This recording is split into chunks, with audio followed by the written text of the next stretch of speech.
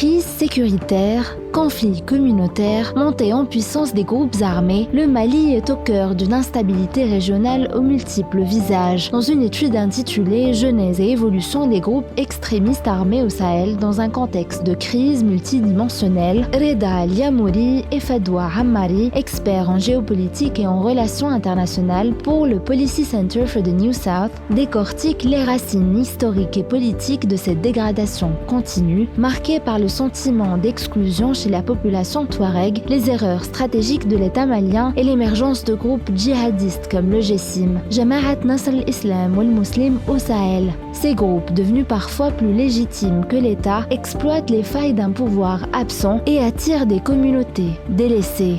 L'intensification des violences depuis 2016, aggravée par le retrait français et l'arrivée de mercenaires russes, recompose les alliances géopolitiques dans la région. Les États du Sahel se tournent désormais vers la Russie et la Turquie au détriment de leurs partenaires traditionnels. Le Maroc, étroitement lié à la région, n'est pas épargné. Démantèlement des cellules liées à l'État islamique au Sahel, risque d'attaque sur son territoire, la menace est bien réelle. Mais Rabat possède des leviers en misant sur la coopération sécuritaire et le développement économique, le royaume pourrait freiner l'expansion des groupes armés. Quels sont les scénarios possibles pour le Maroc? Quelle stratégie pour faire la différence? Notre analyse est à lire dans son intégralité sur telquel.ma. Abonnez-vous pour accéder à l'article en entier ou retrouvez-le dans notre magazine en kiosque.